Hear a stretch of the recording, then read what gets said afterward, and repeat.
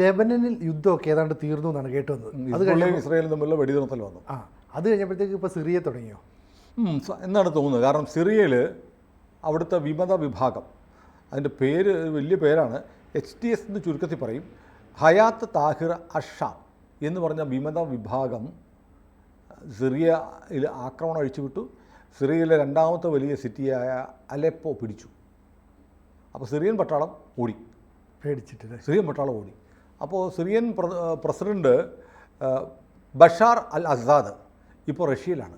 പുത്തിനുമായിട്ട് ഇന്ന് ചർച്ച നടത്തിക്കൊണ്ടിരിക്കുമ്പോഴാണ് പുള്ളിയുടെ സ്വന്തം നാട്ടിൽ വിമത ആക്രമണത്തിൽ ഒരു വലിയ സിറ്റി പിടിച്ചു. ആ വിമത സൈന്യം ആക്രമണം തുടർന്നുകൊണ്ടിരിക്കുകയാണ്.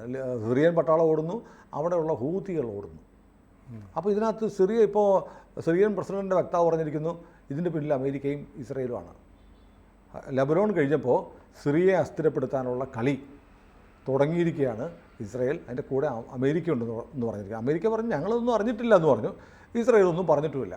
അപ്പോൾ ഇതിനകത്ത് വളരെ പ്രധാനപ്പെട്ടൊരു കാര്യം എന്ന് വെച്ചാൽ സിറിയ കുറേ കാലമായി സിറിയ പല കഷ്ടമാണ്. ഈ യമൻ്റെ കാര്യം പറഞ്ഞാൽ യമൻ എത്ര രാജ്യങ്ങളുടെ കയ്യിലാണ് ഇപ്പോൾ യമൻ എന്നറിയത്തില്ല.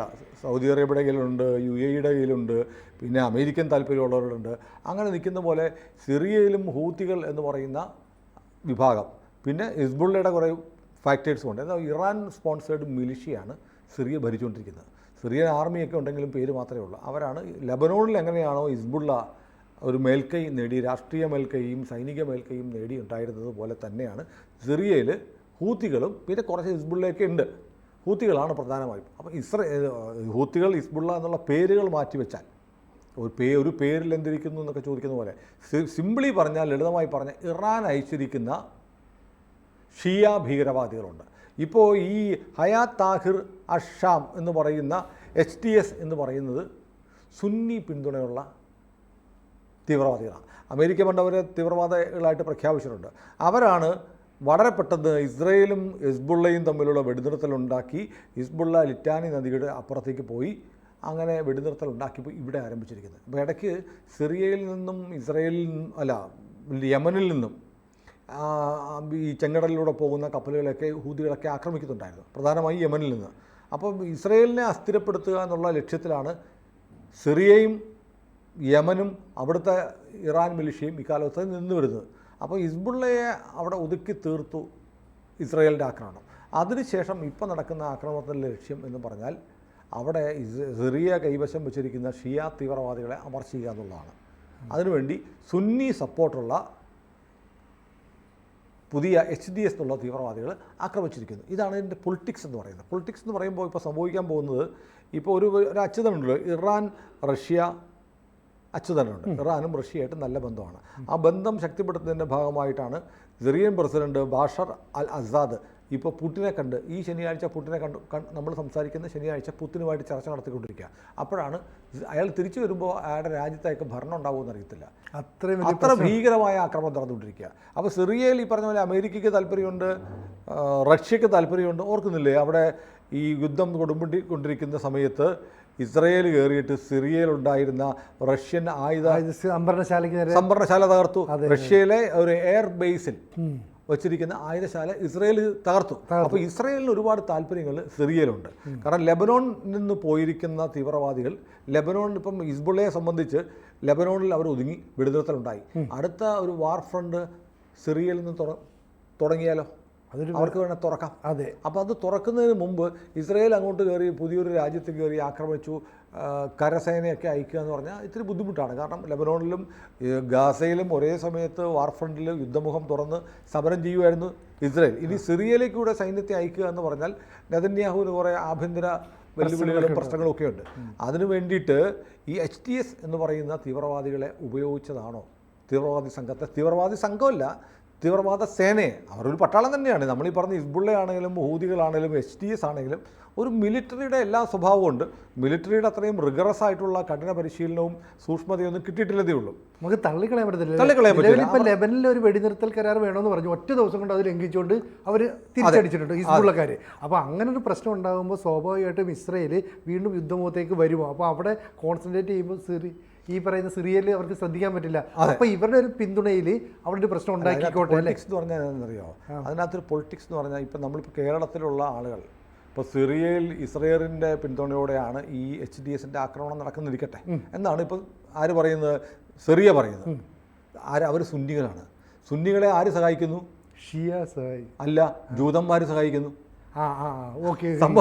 ജൂതന്മാർ വന്ന് ഇസ്രയേലാണ് ഇതിന്റെ പിന്നിൽ. ഇപ്പൊ സിറിയയിൽ നടത്തിയിരിക്കുന്ന സിറിയൻ പട്ടാളത്തിനും ഹൂതികൾ അല്ലെങ്കിൽ ഇറാൻ ബാക്ക്ഡ്, ഇറാൻ സപ്പോർട്ട് ചെയ്യുന്ന ഷിയ തീവ്രവാദികൾക്കെതിരെ HTS നടത്തുന്ന ആക്രമണം അതിന്റെ സുന്നികളാണ്. അവരെ സഹായിക്കുന്നത് ജൂതന്മാരാണ്. ഇസ്രയേലാണെന്ന് പറഞ്ഞാൽ അതിന്റെ അർത്ഥം എന്താ? ജൂതന്മാരാണ്. അപ്പൊ ജൂതന്മാർക്ക് വേണ്ടി സുന്നികൾ ഷിയകളെ കൊല്ലാൻ ഇറങ്ങിയിരിക്കുന്നു. അപ്പം മാറിയല്ലേ, അതാണ് ഞാൻ സിനുവിന് ഇപ്പോഴാണ് മനസ്സിലായത്. ഇതാണ് അതിനകത്ത് ഇക്വേഷൻ. കാരണം തുർക്കി ഈ പറയുന്ന പോലെ തുർക്കിയുടെ ഇപ്പം ഷിയ ഭീകരവാദികളെ ഇറാൻ സപ്പോർട്ട് ചെയ്യുന്നുണ്ടായിരുന്നു. അതെ. എന്നാൽ ഈ HTS എന്ന് പറയുന്ന വിഭാഗത്തിനെ സപ്പോർട്ട് ചെയ്യുന്നുണ്ട് നേരത്തെ തുർക്കിയായിരുന്നു. ഇപ്പോൾ തുർക്കിക്ക് വരും അവരുടെ സപ്പോർട്ടേഴ്സ് ആയിട്ടിട്ട് അവരെ സഹായിക്കുന്നവരായിട്ട് ഇസ്രയേൽ മാറിയത് സിറിയ പറയുകയാണ്. സിറിയൻ ഗവൺമെൻറ് പറയുകയാണ് ഇപ്പോൾ അവിടെ യുദ്ധം നിർത്തിട്ട് ഞങ്ങളുടെ രാജ്യം പിടിക്കാൻ നോക്കുകയാണ്. ഇസ്രയേൽ ശ്രമിക്കുന്നു. മനസ്സിലായില്ലേ? ഇതാണ് അപ്പോൾ ഗ്ലോബൽ പൊളിറ്റിക്സിൽ ഒരു വലിയ മാറ്റം വരുന്നത്. ഇപ്പോൾ നാളെ സിറിയയിലെ ഭരണകൂടത്തെ ഈ HTS എന്നുള്ള തീവ്രവാദി സംഘം പിടിച്ചു എന്നിരിക്കുക. സപ്പോസ് ഹൈപ്പോത്തറ്റിക്കല്ല, പിടിക്കുമെന്നല്ല ഞാൻ പറഞ്ഞത്. പിടിച്ചു കഴിഞ്ഞാൽ നമ്മുടെ കേരളത്തിലെ ഈ ഹമാസ് അനുകൂലികൾ എന്ത് പറയും, അല്ലെങ്കിൽ ഇറാൻ അനുകൂലികൾ എന്ത് പറയും? ആകെപ്പാടെ ഇതിപ്പോൾ എനിക്ക് വട്ടായ നാട്ടുകാർക്ക് മുഴുവൻ വട്ടായുള്ള അവസ്ഥയാണ്. കാരണം ഹമാസ് എന്ന് പറയുന്നത് സുന്നിയാണ്. അവരെ സഹായിച്ചു കൊണ്ടിരുന്നത് ഷിയ രാജ്യമായ ഇറാനും ഹിസ്ബുള്ളയാണ്. ഹിസ്ബുള്ളയും ഇസ്രയേലും തമ്മിൽ അടിയുണ്ടാക്കി അത് കോംപ്രമൈസായി. അത് കഴിഞ്ഞപ്പോഴത്തേക്ക് ഷിയ ഭരണമുള്ള സിറിയയിൽ അവിടുത്തെ തീവ്രവാദികളെ അവസാനിപ്പിക്കാൻ വേണ്ടി സുന്നി തീവ്രവാദികൾ ആക്രമണം തുടങ്ങി. അപ്പോൾ ഹൂത്തികൾ എന്ന് പറയുന്ന തീവ്രവാദ സംഘം ഓടി. അത് ഓടി കൂടുതൽ സിറിയൻ പട്ടാളം ഓടി. അവർ പറയുന്നത് ഇത്രയും വലിയ ആക്രമണം പ്രതീക്ഷിക്കാത്തതാണ്. ഇത്ര വലിയ ആക്രമണം നടത്താനുള്ള ശേഷി ഇവർക്കെതിരെ എങ്ങനെ വന്നു? HTS ഇത്രയും വലിയ ആയുധങ്ങളൊക്കെ വന്നത് അത് ഇസ്രയേൽ കൊടുത്തതാണ്, അമേരിക്ക കൊടുത്തതാണ്. അപ്പം ഇറാൻ സപ്പോർട്ട് ചെയ്യുന്ന ഒന്നുകൂടെ പറയാം, ലളിതമായി പറയാം, ഇറാൻ ഗസയിലെ സുന്നികളെ സപ്പോർട്ട് ചെയ്യുന്നു. ആ സുന്നികൾക്ക് പിന്തുണ പ്രഖ്യാപിച്ചുകൊണ്ട് ഷിയകളായ ഹിസ്ബുള്ള ഇസ്രയേലിനെ ആക്രമിക്കുന്നു. ആ ഇസ്രയേൽ ഹിസ്ബുള്ളയെ ആക്രമിച്ചു, അവിടെ വെടിനിർത്തലായി. ഇപ്പം ഇതേ ഷിയകളാണ് സിറിയയിലെ കാര്യം നോക്കുന്നത്. സിറിയയിൽ ഭരിച്ചുകൊണ്ടിരിക്കുന്ന ഷിയകളെ സുന്നി ഭീകര സംഘടന ആക്രമിക്കുന്നു. ആ ഭീകര സംഘടനയ്ക്ക് ആര് പിന്തുണ കൊടുക്കുന്നു? ജൂതന്മാരെ പിന്തുണ. മൊത്തത്തിൽ ഷിയ സുന്നി ചേരത്തില്ല. അപ്പൊ സുന്നിക്ക് വേണ്ടി ഷിയ സപ്പോർട്ട് ചെയ്തു. ഹമാസിന് വേണ്ടിയിട്ട് ഇറാനും ഹിസ്ബുള്ളയെ സപ്പോർട്ട് ചെയ്തു. അപ്പോൾ പരസ്പര വൈരികളായ സുന്നികളെ ഷിയകൾ സപ്പോർട്ട് ചെയ്തു. അപ്പോൾ സിറിയയിൽ ഷിയകളെ അടിക്കാനായിട്ട് ആര് പോകുന്നു? സുന്നികൾ പോകുന്നു. സുന്നികളെ ആര് സപ്പോർട്ട് ചെയ്യുന്നു? ഇസ്രയേൽ സപ്പോർട്ട് ചെയ്യുന്നു. മനസ്സിലായോ? ഇതാണ് ഇതിനകത്തൊരു വൈരുദ്ധ്യം. ജിയോ പൊളിറ്റിക്സ് നമ്മൾ വിചാരിക്കുന്ന ഒന്നുമല്ല. നമ്മൾ വിചാരിക്കുന്നത് ഷിയ സുന്നി ഇസ്രയേൽ ശത്രുതയൊന്നും, ജൂതനെ കൊല്ലാൻ നടക്കുന്ന ഈ സുന്നിയുടെ പിന്തുണ സിറിയയിൽ ആർക്കാണ്?